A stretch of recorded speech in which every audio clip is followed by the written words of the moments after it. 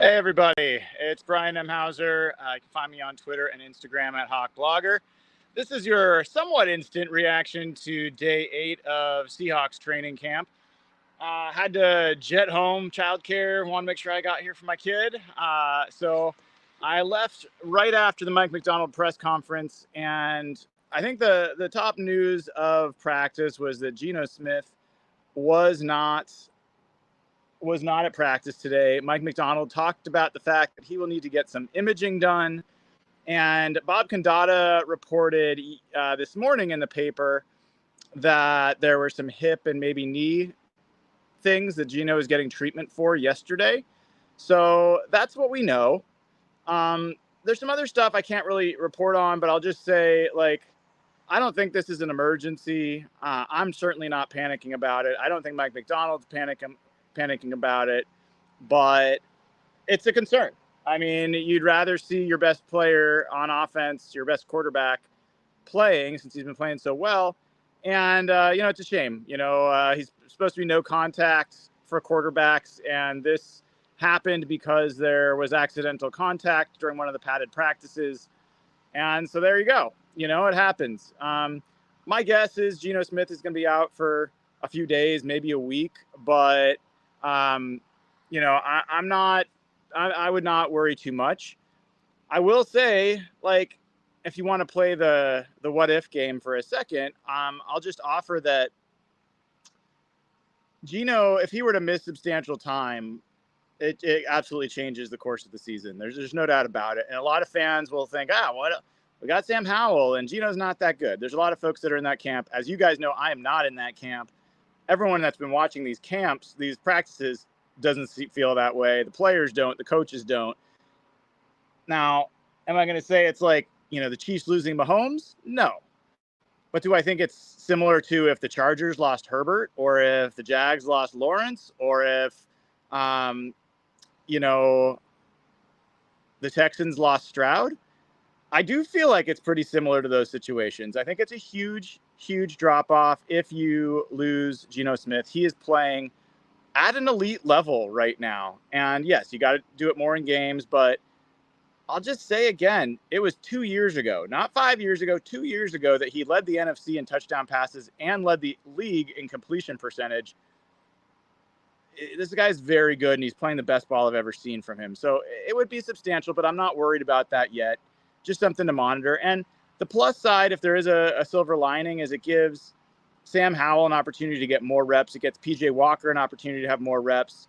And, Sam Howell needs them. I think he has gotten a little more settled in the past few days. I've seen more accurate throws. I think that he does better. And I think Ryan Grubb's learning about him. He does better when he's on the move, when they roll him out, when he's bootlegging and things like. I think he's a pretty accurate passer on the move. I think he can also see better because he's a shorter quarterback. And so, sorry if the camera's wobbly, guys. I'll try to hold it as still as possible. I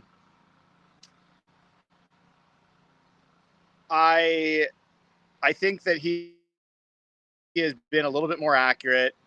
I think he had a better day today, although he forced a couple throws, and he forced an interception to Trey Brown that was absolutely well covered, should never have been thrown. But he played better today. I think another guy that played reasonably well today was Laviska Shenault. This was maybe his best practice. He got a lot of action, caught a lot of balls, different types of routes, and, looked like the athlete we know that he is after the catch. So that was good to see. Aesop Winston continues to be a dark horse for this roster. If you've heard my interviews when I had, Jarek Reed on here, he had talked about Aesop Winston having the best hands on the team. Mike Macdonald, when asked about Aesop Winston in his press conference today, mentioned his hands. I think Aesop Winston has a chance to make this squad as a punt returner. He's shifty enough. He's a good receiver, and he has the best hands on the team potentially. That sounds like some good characteristics to be a punt returner. So that's another piece that I'll call out, Aesop Winston. Besides those guys, DK Metcalf had some more highlight reel catches today. he had a couple that he almost caught, but he ended up dropping. But he still had some just mind-blowing catches today. Nice practice again for DK. JSN had a really nice practice. A lot of catches over the middle of the field. He's really, it really feels like he's carving out that space. Middle of the field is JSN territory, and you really feel it in this offense, which is really cool to see. There were the 1v1s today.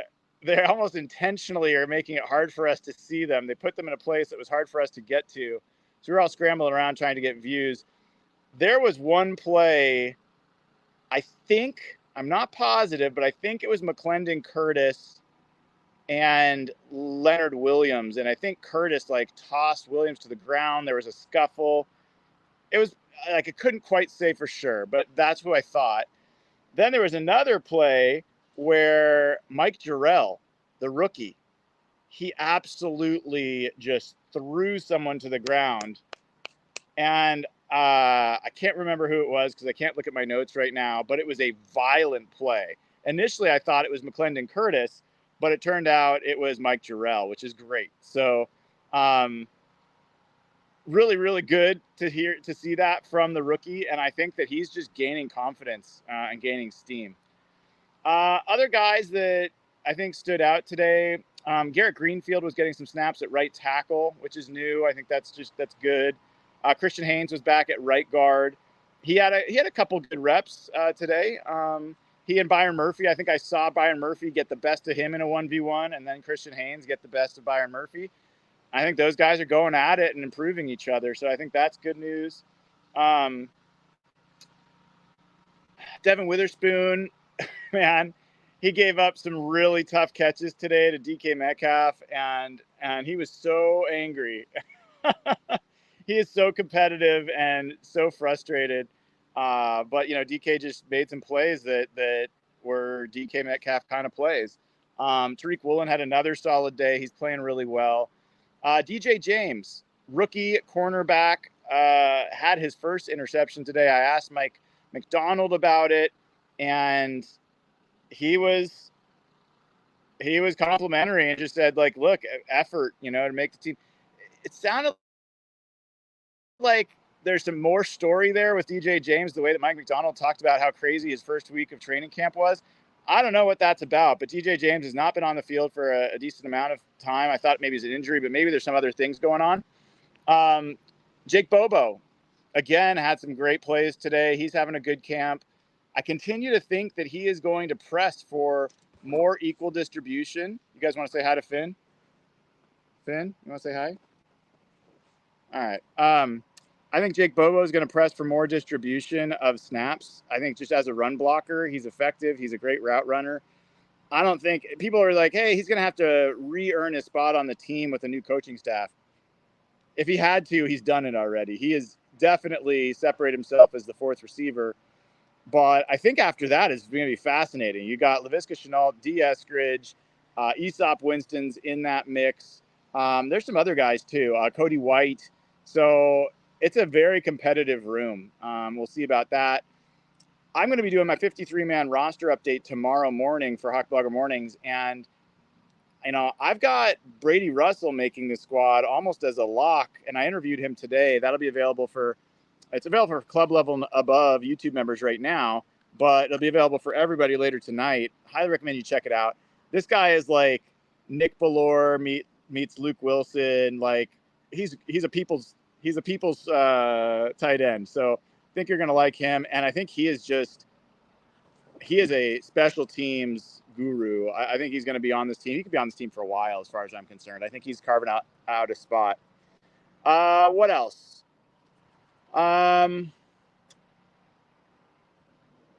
Charles Cross continued to play well today. Olu Olutimi did not play today. Sounds like a minor injury there. Nick Harris got the snaps.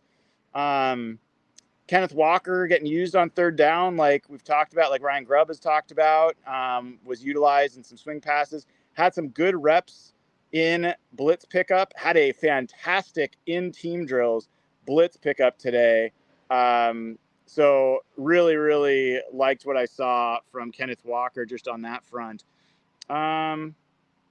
Who else? I'm looking through your you might see my thumb here. I'm looking through to see if you have questions in chat. Um, I see this question about communication in Lumen Field. I've heard that from a bunch of folks. For right now, honestly, I understand why everyone's asking that. I just don't think that's that interesting of a question. And the reason being is because the answer is going to be hand signals. I mean, that's just what they do. And I will probably ask at some point if it doesn't get asked by someone else, but I've seen a bunch of folks ask about how are they going to do this communication in loud stadiums. And it's just,